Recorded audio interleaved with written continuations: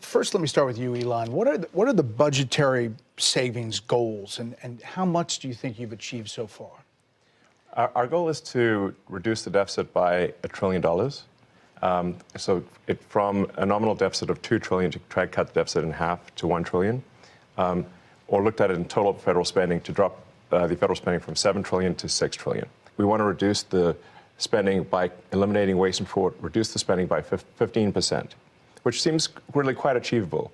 The government is not efficient, and there's a lot of waste and fraud. So we feel confident that a 15% reduction can be done without affecting any of the critical government services. I'm going to talk to all the guys. If not making it better. I'm going to talk to all the guys here about the specifics. But for you, what's the most astonishing thing you've found out in this process?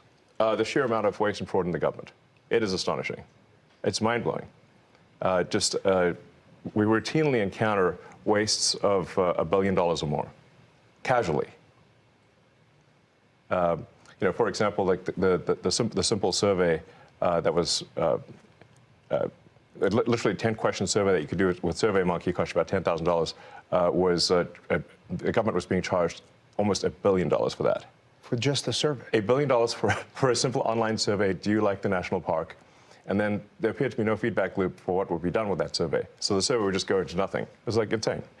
You technically are a special government employee, and you're supposed to be 130 days. Are you going to continue past that, or do you think that's what you're going to do? Or?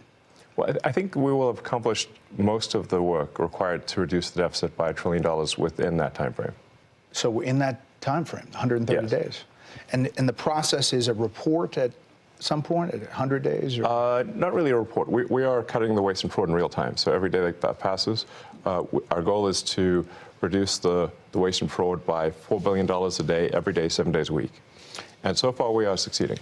And I'm going to talk to the specifics, but there obviously are DOGE critics who are reading all kinds of stuff. Obviously, lawmakers on the other side of the aisle are attacking you, and they characterize the approach as this: fire, ready, and then aim. And how do you approach that? How do you respond to that? Well, I do agree that we actually want to be careful in the cuts. So we want to measure twice, if not thrice, and cut once. Actually, that is our approach. They may characterize it as shooting from the hip, but it is anything but that. Which is not to say that we don't make mistakes. If we were to approach this with the standard of making no mistakes at all, that would be like saying someone in baseball's got to bat 1,000. That's impossible.